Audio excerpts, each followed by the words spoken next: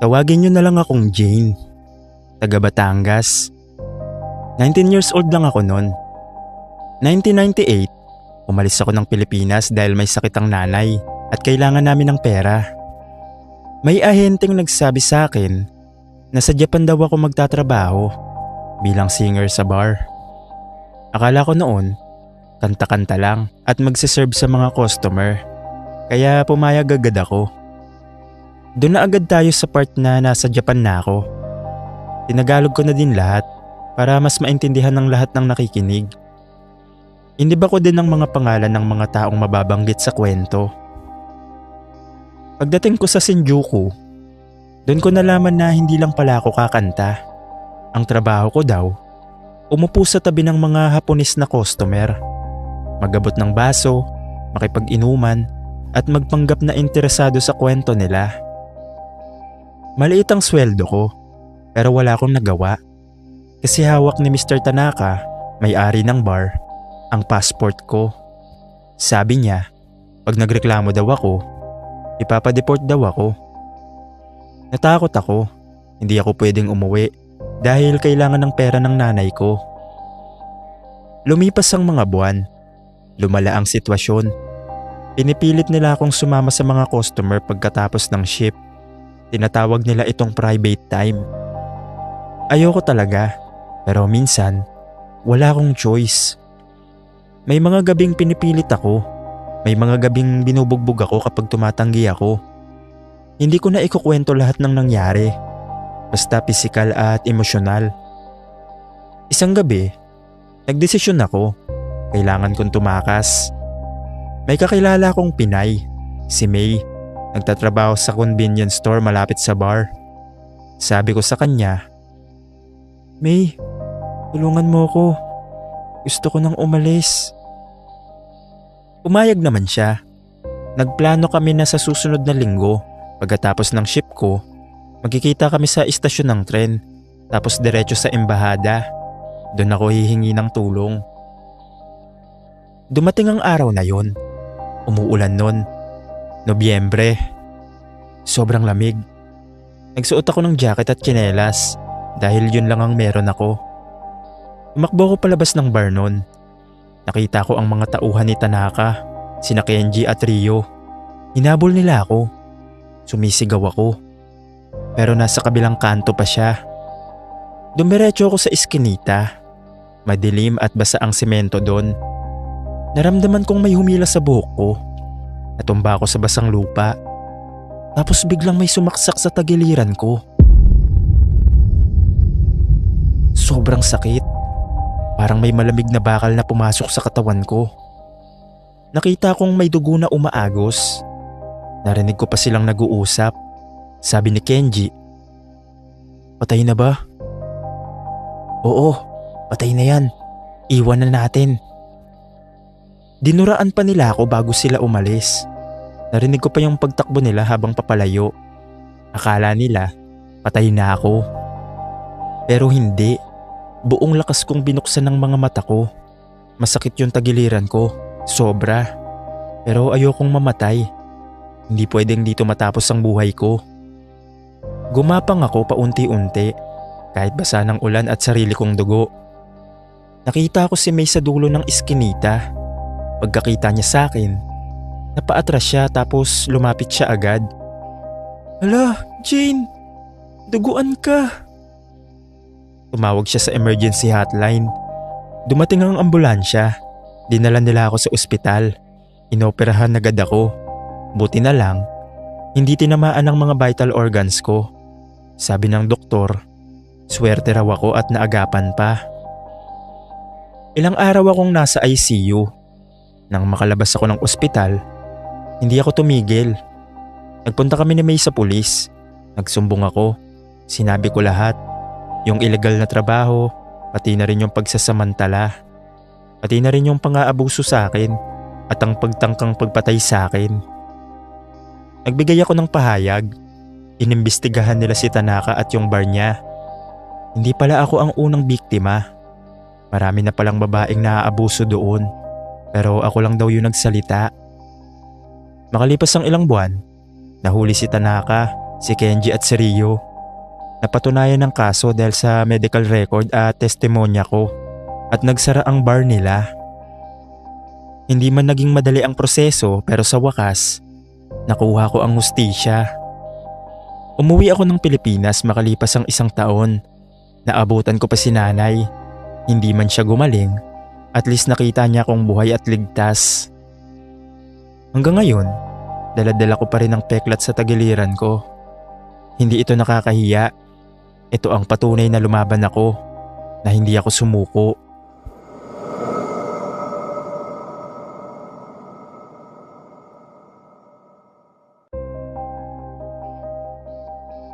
"22 years old ako noong 2005 nang magdesisyon akong subukan ng kapalaran ko sa Japan. Ako nga pala si Rose. May mga kaibigan akong naging Japayuki. Sabi nila, malaki ang kita, sapat na para mabayaran ang utang ng pamilya at makapag-aral ang mga kapatid ko. Kaya pumayag ako. Dumating ako sa Tokyo at dinala agad ako sa isang bar na hindi ko nasasabihin ang eksaktong lokasyon. Ang totoo, hindi ako kumakanta. Ang trabaho ko, makipag-inuman sa mga Hapon at magpaligaya sa kanila. May mga gabing dinadala ako sa mga private room kung saan pinipilit nila akong gawin ang mga bagay na ayoko. Pag tumanggi ako, binabawasan yung sahod ko. Pag sumagot naman ako, sinasampal ako. Walang nagsasalita dahil takot ang lahat. Ang pinakamalala, yung manager ng bar, si Yamamoto.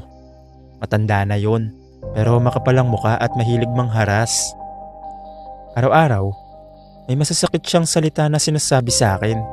Kesyo bobo daw ako, pangit daw ako. Buti pa raw yung ibang babae marunong sumunod, tapos ako hindi. Minsan, hinihila niya pa yung buhok ko pag nagkakamali ako sa order.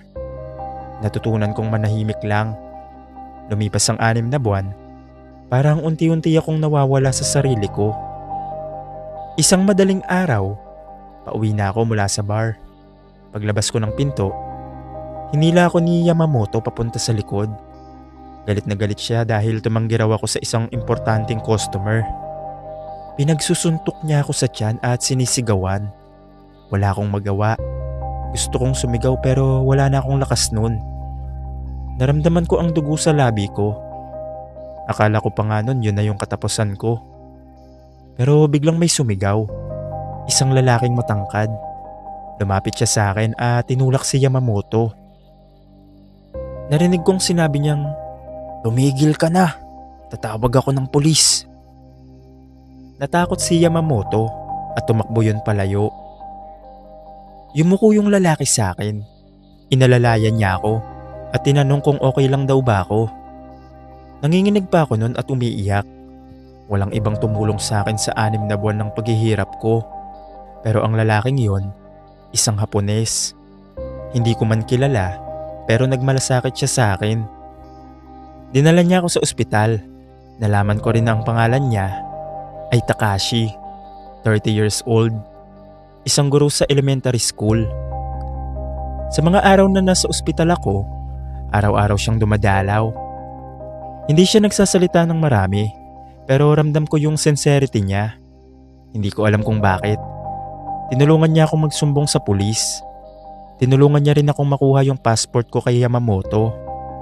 Nagsara ang bar ni Yamamoto at nahuli siya dahil sa pananakit at illegal recruitment. Pagkalabas ko ng ospital, wala akong matuluyan.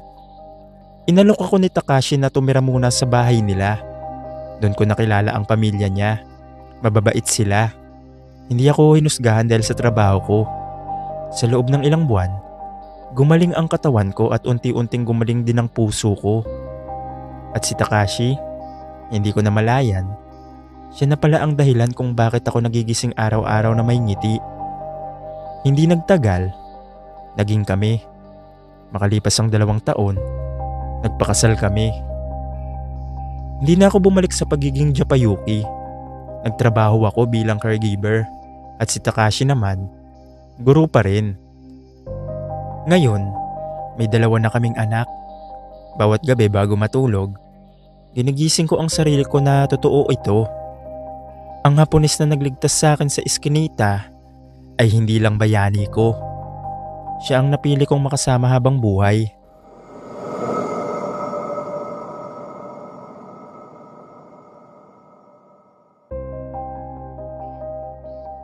Hindi ko akalaing isang ngiti lang ang sisira sa halos lahat ng pinaghirapan ko sa Japan.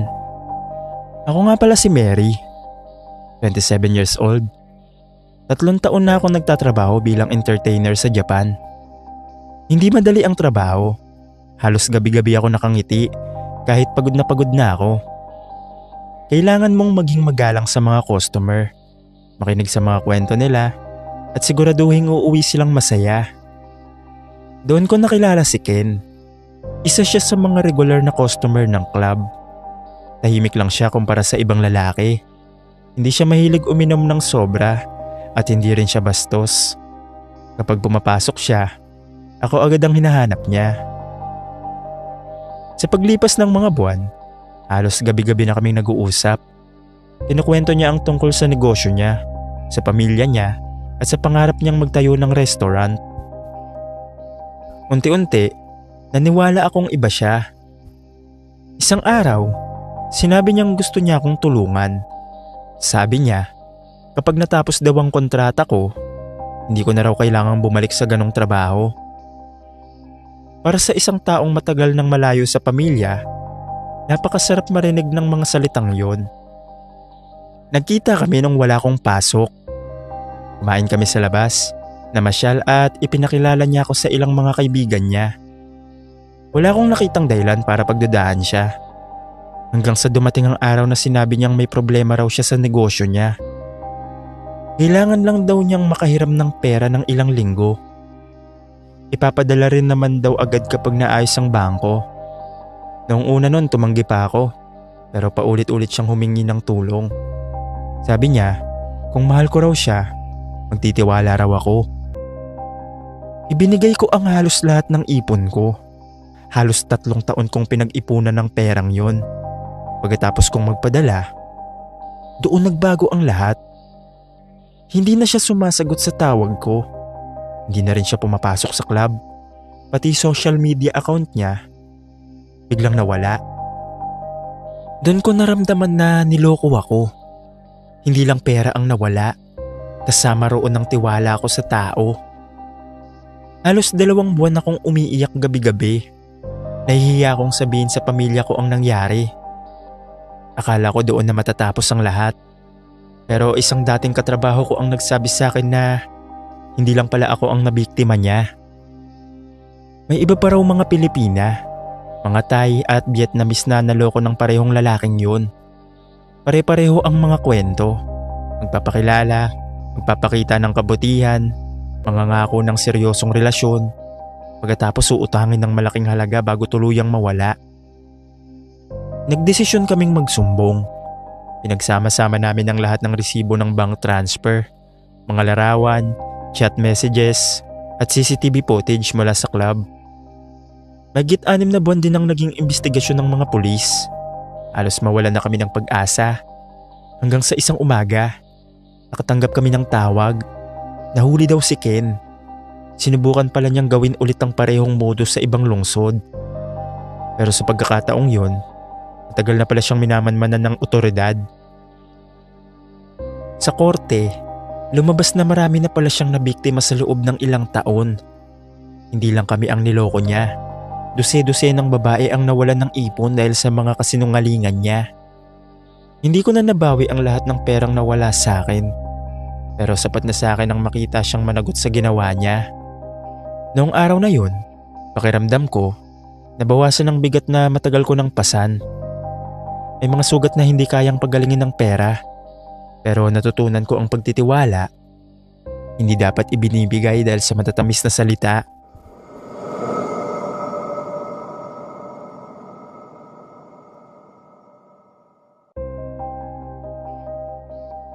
Hindi ko makakalimutan ang gabing yon. Itago niyo na lang ako sa pangalang Grace. Hindi ko nasasabihin kung anong taon nangyari. 2 taon akong nagtrabaho bilang entertainer sa Tokyo. Hindi ganun kadali ang buhay doon. Tuwing gabi ang trabaho namin. Kailangan naming makipag-usap sa mga customer, samahan silang uminom at siguraduhin komportable sila habang nasa club. May mga customer na mababait, may mga customer din malakas mag-inom. Pero may iilan na hindi marunong tumanggap ng salitang hindi. Noong gabing yon, Sabado, punong-puno ang club. Halos lahat ng mesa may customer. Maingay ang tugtog at abala kaming lahat. Bandang 12:00 ng gabi, dumating ang isang grupo ng 4 na lalaki. Mukhang may mga kaya sila sa buhay. Maayos ang suot at halatang sanay na sa mga ganitong lugar. Ako ang na-assign sa isa sa kanila. Tawagin na lang natin siyang Hero. Noong una, maayos naman siyang kausap. Palangiti pa nga siya. Habang tumatagal ang gabi, napansin kong sunod-sunod na ang iniinom niya. Nag-iiba na rin ang ugali niya. Paulit-ulit niyang sinasabi na sayawan ko raw siya. Ngumingiti lang ako at maayos akong tumatanggi. Pasensya na po. Hindi po kasi pwede. Pero parang lalo lang siyang naiinis. Maya-maya, hinawakan niya ang kamay ko. Mahigpit yon. Inalis ko ang kamay niya na nakangiti pa rin ako.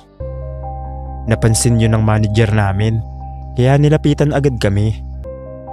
Maayos niyang kinausap ang customer. Akala ko tapos na ang problema. Pagkatapos ng closing, bandang 1:00 ng madaling araw, sabay-sabay kaming lumabas ng club. Karaniwan, naglalakad lang ako papunta sa pinakang malapit na istasyon ng tren. Maraming tao sa kalsada kaya kampante ako.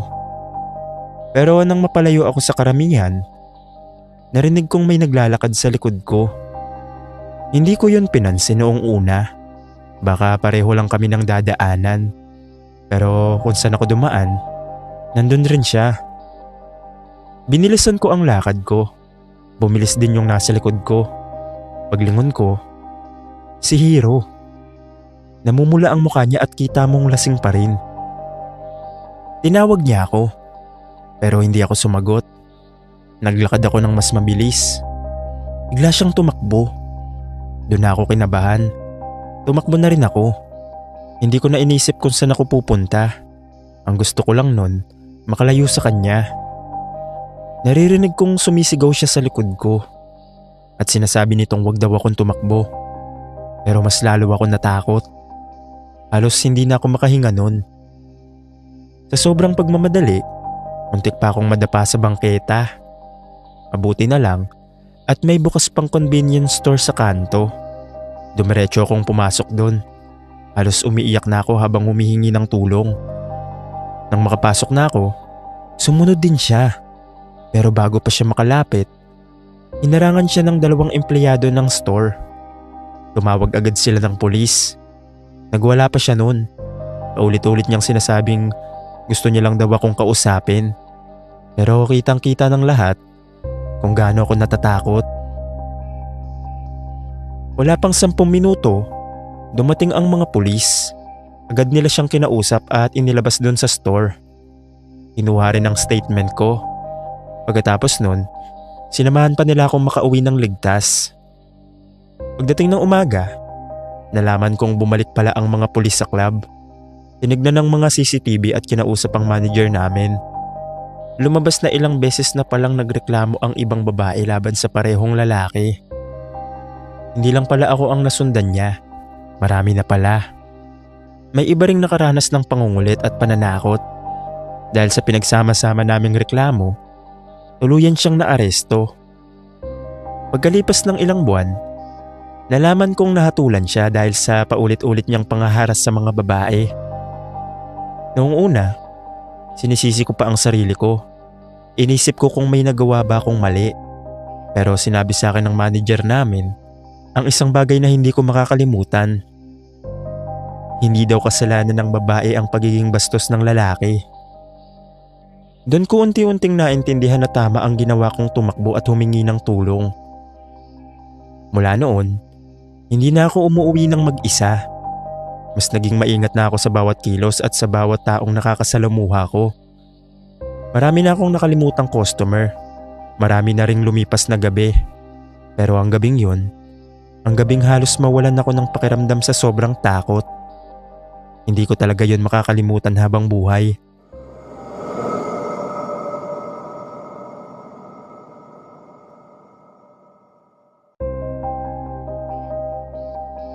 Hindi ko nasasabihin ang totoong pangalan ko para na din sa kaligtasan ko.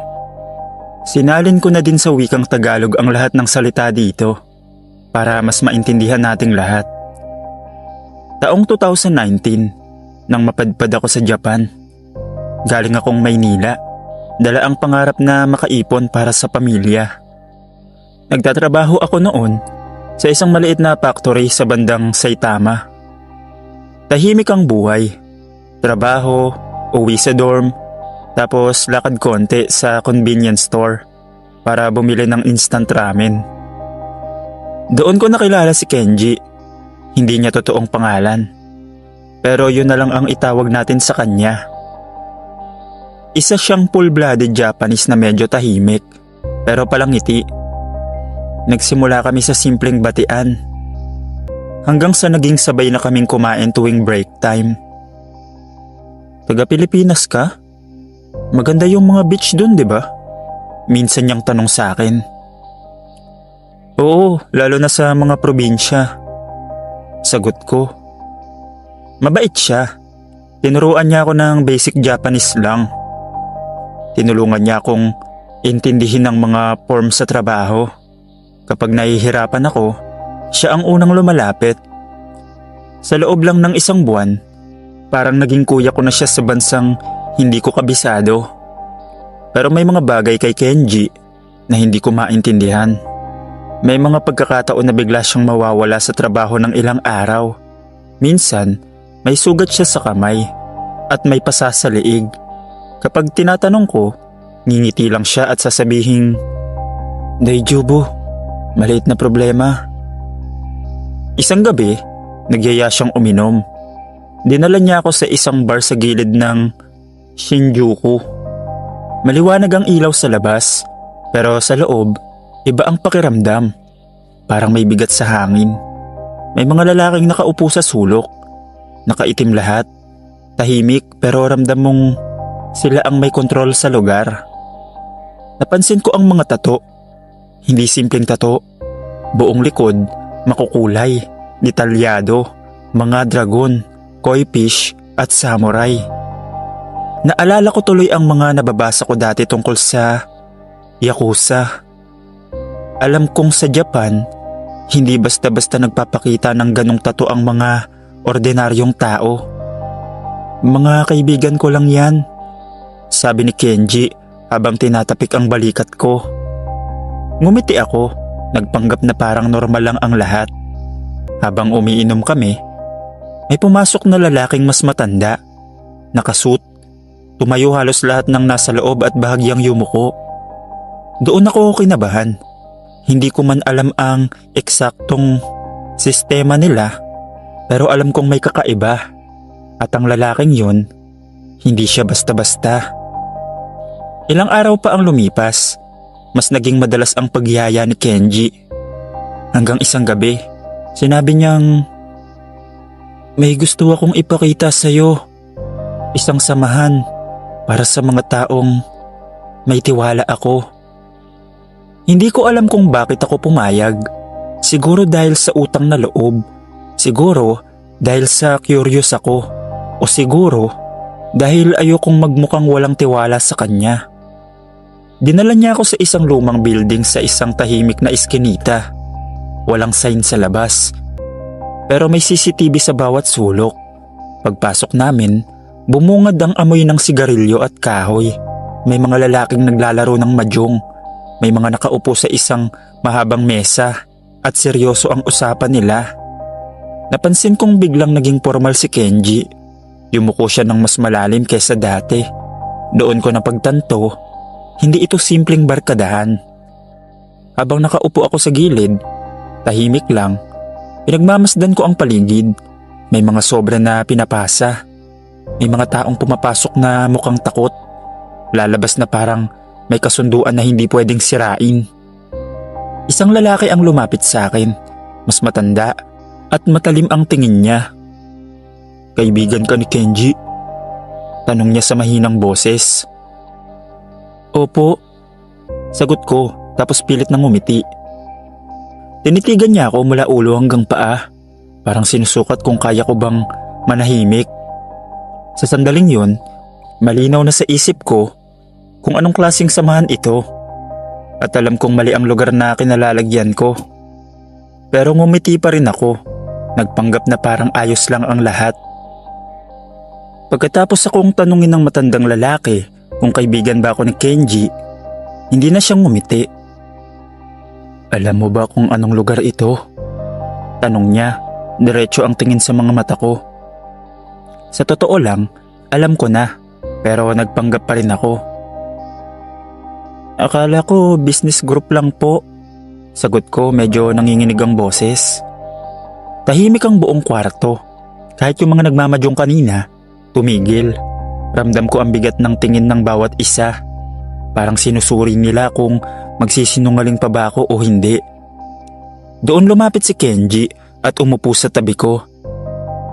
Trusted ko siya. Tahimik to, hindi ito magsasalita, sabi niya sa matandang lalaki. Ilang segundo ang lumipas na parang isang oras, tapos dahan-dahang tumango ang matanda. Dito, walang nakakarinig at wala nagsasalita sa labas. Dinala nila ako sa mas loob na kwarto.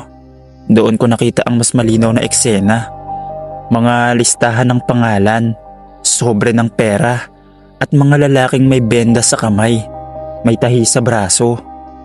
Walang detalyeng sobra, pero sapat para maintindihan kung hindi ito legal na grupo. Narinig ko ang pangalang Yakuza na binanggit ng isa sa kanila habang nag-uusap sila sa Japanese. Hindi ko man naiintindihan lahat, pero malinaw ang tono, disiplina, utos at parusa. May isang lalaking nakaluhod sa gitna ng silid. Hindi ko alam kung ano ang buong kwento, pero mukhang nagkamali siya. Tahimik lang ang lahat habang pinagsasabihan siya ng leader. Walang sigawan, mas nakakatakot ang katahimikan. Lumapit ulit sa akin ng matandang leader. Hindi ka namin pipilitin. Kaibigan ka ni Kenji, pero tandaan mo, ang mga taong ito hindi umiiral sa labas. Tumango lang ako. Wala na akong ibang magawa. Kapag may lumabas na salita, may kapalit yun. Dagdag niya pa. Hindi niya kailangang idetalye, naiintindihan ko na. Maya-maya, inalok pa nila ako ng pagkain. Nakipagkamay pa ang iba. Kakaiba, mababait sila sa akin.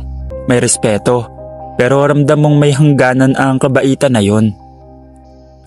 Nang makaalis kami ni Kenji sa building, malamig ang hangin ng gabi sa Tokyo. Doon ko lang napansin na pawis na pala ako.